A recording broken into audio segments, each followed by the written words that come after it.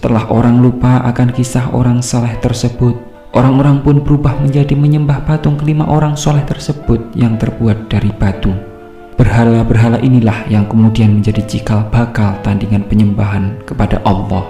Setelah tidak ada orang yang beriman, Allah mengutus nabinya Nuh alaihi salam. Nabi Nuh terus berdakwah kepada umatnya agar beriman, bertakwa, menyembah dan tidak menyekutukan dengan berhala yang mereka buat, serta memperingatkan mereka akan hari kiamat. Namun mereka mendustakannya dan tidak mempercayai semua kata-kata Nabi Nuh, serta tidak percaya bahwa Nabi Nuh adalah seorang nabi yang diutus. Kaumnya tetap berada dalam kesesatan meskipun dalil dan argumen yang diajukan Nabi Nuh dalam menyampaikan dakwah sudah jelas kebenarannya. Mereka menolak dakwah dan tidak mau mendengar apa yang disampaikan, serta terang-terangan mengingkarinya.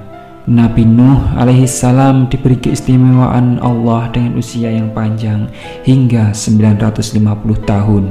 Namun selama itu hanya ada beberapa saja kaumnya yang beriman. Hal ini karena setiap generasi berpesan kepada generasi selanjutnya agar menolak dan memerangi ajakan yang disampaikan oleh Nabi Nuh, karena dianggap orang miskin sehingga tak pantas untuk dijadikan panutan apalagi seorang nabi.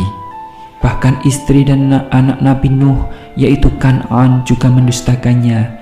Istri dan anak Nabi Nuh diam-diam bersekongkol dengan orang kafir dan pura-pura mengikuti ajaran Nabi Nuh.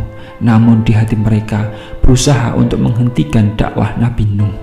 Berbagai upaya dakwah yang dilakukan Nabi Nuh untuk mengingatkan kaumnya. Nabi Nuh pun berdakwah siang malam, namun setiap usaha yang dilakukan selalu ditolak oleh kaumnya. Bahkan para pembesar kaumnya menawarkan harta jika Nabi Nuh mau menghentikan dakwah dan menjauhi para umatnya. Mereka mencaci maki Nabi Nuh dan para umatnya yang mayoritas dari kalangan orang miskin dan budak. Namun Nabi Nuh tetap tegar, sabar menghadapi ujian dari kaumnya. Iblis pun juga ikut campur dalam penyesatan manusia. Dia menyerupai wujud manusia dan membisikkan kejahatan untuk melakukan tindakan penyiksaan kepada Nabi Nuh dan kaumnya. Suatu waktu saat Nabi Nuh memberikan nasihat kepada anak-anaknya, para tetua kaumnya yang kafir datang membawa al-guju. Mereka mengancam akan merajam dan mengusir Nabi Nuh jika tidak berhenti berdakwah. Namun Nabi Nuh tak gentar dengan ancaman itu dan tetap menasihati mereka agar beriman kepada Allah serta mengingatkan akan hari penghakiman di hari kiamat.